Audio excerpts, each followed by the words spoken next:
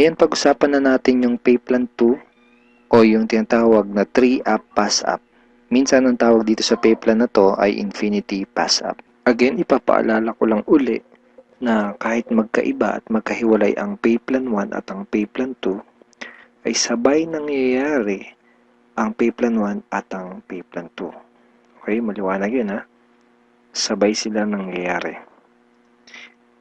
In pay plan 2 o yung 3-up pass-up, kikita ka ng $20 sa lahat ng direct referrals mo.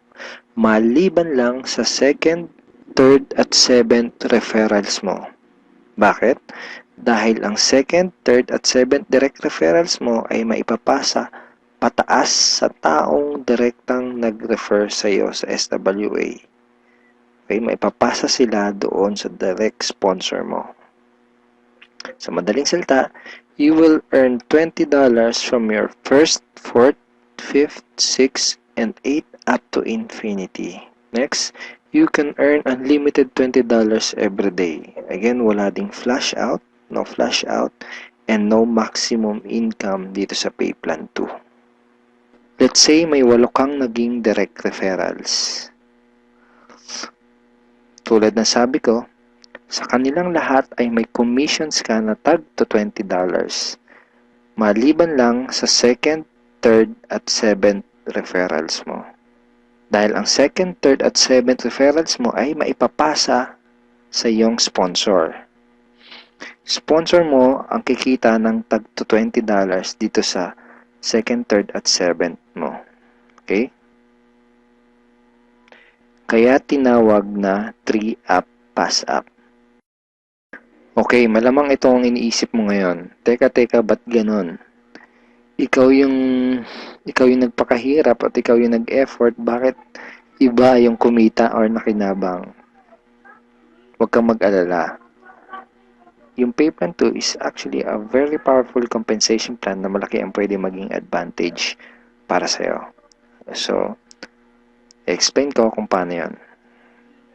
Dahil lahat ng direct referrals mo ay gagawin din ng negosyo, lahat sila ay magkakaroon din ng mga referrals. Tama? At dahil ikaw ang kanilang sponsor, sila naman ang magpapasa ng kanilang second, third, at seventh referrals sa iyo. Okay? For example, itong si Mark. Kanyang second, third, at seventh referrals ay maipapasa niya sa iyo. Ikaw ang kikita ng tagto $20 sa second, third, at seventh referrals ni Mark. Okay? Ganon din kay Toby. Yung second, third, at seventh referrals ni Toby ay maipapasa rin sa iyo. Ikaw din ang kikita ng tagto $20 sa second, third, at seventh referrals ni Toby. So, ganon din ang mangyayari kay Fred, kay Diane, etc. Kikita ka ng tagto $20 sa mga second, third, at seventh referrals ng mga direct referrals mo. Pati itong mga naipass up sa'yo, kung mapapansin mo parang naging considered as direct referrals mo na rin sila dito sa pay plan 2. So, pati ang mga yan ay magpapasa ng kanilang second, third, at seventh referrals nila sa'yo. Darating yung time na araw-araw ka nang tatanggap ng mga tag to $20 sa email mo. Dun sa mga $20 na commissions mo, ganito yung email na matatanggap mo from SWA. Okay, see the $20. Just imagine kung gaano kaganda ang gising mo kung sa tuwing umaga at pagbangon mo sa kama at pag-check mo sa computer mo para i-check ang email mo ay hindi mga Facebook notifications ang matatanggap mo, kundi puros $20 in commissions tulad ng mga to. Okay? Sarap ng gising, di ba? So, okay, yan yung mga yan. Parang ganyan yung matatanggap mo. Now, let's try to compute the potential income for this pay plan. Sigurado na may excite ka dito sa mga susunod na ipapakita ko sa iyo. Assuming na mayroon ka lang 3 direct referrals who will pass up their second, third, and seventh referrals to you. Okay? So, 3 na magpapasa ng kanilang 2nd, 3rd, and 7th. So, 3 times 3, that's a total of 9 times $20 yung SWA Pay Plan 2 commission times $20, that's a total of $180.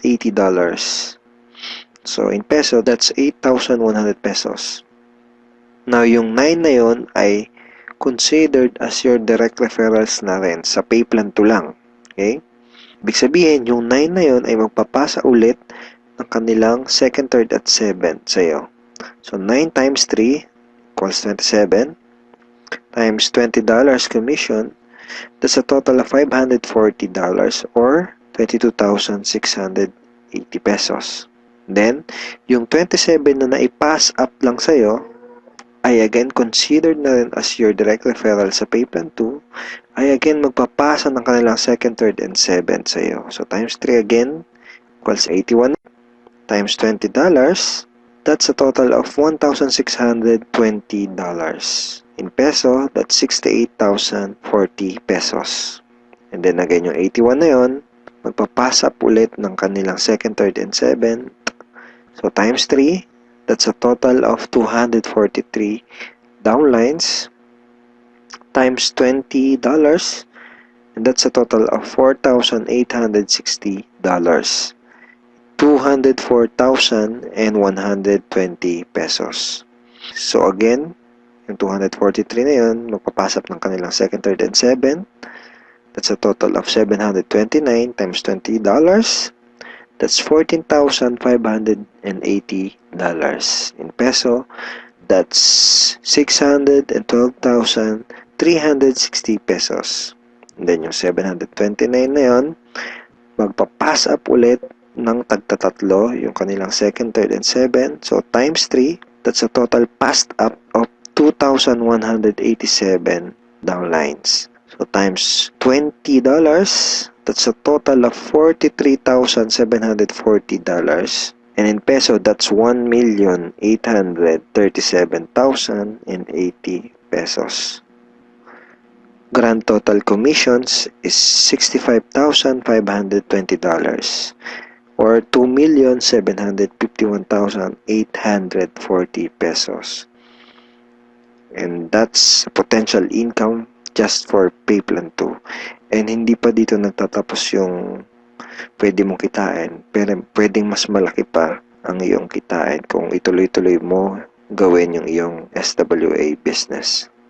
So I hope na-excite ka dito sa pwede mong kitain dito sa opportunity na to. Okay, so FAQs muna tayo. Yung 2nd, 3rd, at 7th referrals ko ba na naipassed up ay mawawala sa matrix ko? And the answer is no. Passing up only happens in Pay Plan 2 and not in Pay Plan 1. So, yung mga referrals na naipapass up, sa Pay Plan 2 lang yung nangyayari at hindi sa Pay Plan 1. All your direct referrals will stay in your matrix and they will always follow you. Ibig sabihin, yung mga direct referrals mo, intact yun doon sa matrix mo at lagi lang silang magpa-follow sa'yo sa Pay Plan 1. Okay, next question.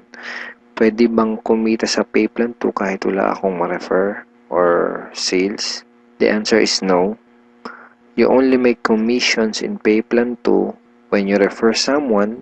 Kita ka lang sa Pay Plan 2 kapag may na-refer ka, or if your direct referrals pass up their 2nd, 3rd, and 7th to you. In other words, hindi ka kikita sa Pay Plan 2 kung wala kang mga direct referrals. Sa Pay Plan 1 lang posible yung pwede kang kumita kahit wala ka pang na-refer.